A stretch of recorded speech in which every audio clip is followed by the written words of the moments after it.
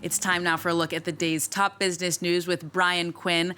Brian, you are starting with what has recently become the major stumbling block for the global economic recovery. That is shortages and delivery delays of goods. Well, Aaron, supply chain disruptions are continuing to weigh on growth projections around the world. Economic leaders are gathered in Washington this week for the annual meetings of the International Monetary Fund. They're promising to ramp up efforts to combat the logistical delays, especially as it becomes increasingly clear that shortages are contributing to troubling inflation figures in key economies. Shirley Sitbon has the details. 40% of U.S.-bound containers arrive through the ports of Los Angeles and the adjacent Long Beach. As dozens of cargo ships piled up around them, the White House announced not just that ports will be working around the clock to ease the backlog, but more. This is the first key step toward moving our entire freight, transportation, and logistical supply chain nationwide to a 24/7 system. We need major retailers who order the goods and the freight movers who take the goods from the ships to factories and to stores to step up as well. 8.5% of global container shipping is stalled around ports, twice as much as in January. As demand soars, with the economy restarting after COVID, but with supply disruptions, shortages of workers and truck drivers, prices have increased. G20, G7 countries, and the IMF have discussed ways to mitigate the crisis, which is threatening long-awaited post-COVID growth. C'est évidemment les goulets d'étranglement sur les matières premières, sur les semi-conducteurs et les difficultés que nous avons de recrutement sur le marché du travail. C'est le seul risque qui pèse aujourd'hui sur le retour de la croissance et sur la dynamique de la croissance dans les mois et dans les années qui viennent. The IMF has already cut growth forecasts for several economies, including the US and Germany, due to supply disruptions and their fallout. So, Brian, how is all this playing out on the markets? Well, Aaron, the shortages, as we mentioned, are driving increased inflation. The European index is opening higher as investors take in a 0.4% rise in the U.S. Consumer Price Index. Some strong bank earnings stateside, though, helping to maintain investor confidence on this side of the Atlantic.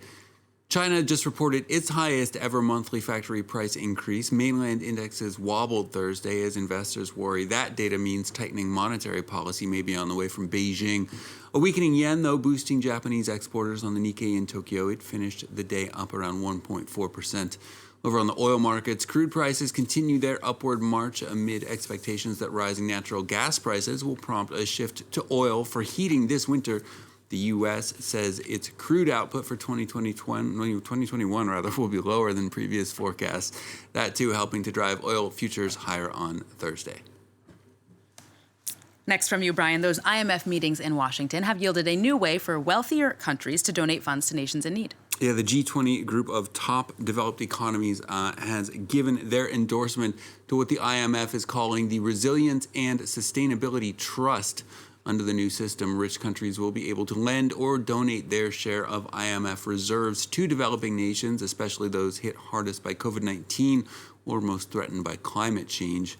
The IMF has $650 billion worth of newly created special drawing rights, or SDRs. That's the IMF's unit of account that can be exchanged for the currencies of member states. The fund reportedly expects the new trust to redistribute some $30 to $50 billion worth of SDRs over the next 10 years, but it's hoping for even more. Take a listen here. With a general allocation of SDRs of $650 billion, liquidity has been provided. But much more could be achieved if rich countries would make part of their resources available to the developing world.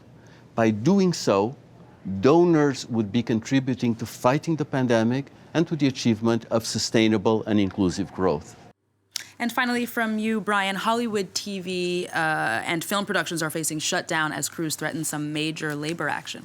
Yeah, Monday could very well see the U.S. entertainment industry's biggest strike since the 1940s. The International Alliance of Theatrical Stage Employees, that's IATSE, represents some 60,000 set workers, from set dressers to camera operators. Union leaders say they will be walking off the job starting Monday if an agreement with studios isn't reached. In early October, IATSE members voted overwhelmingly to authorize a strike. They're seeking shorter working hours, longer breaks between shifts, and better pay for the lowest earners. Workers have seen broad support for their action as the public becomes increasingly aware of the often grueling conditions endured to meet the growing demand for streaming content. Become a bit of a safety issue in many cases, Aaron. People driving hours, falling asleep at the wheel, things like this. All so we can watch hours of Netflix. Yeah. All right. Well, Brian, follow that development as it comes in.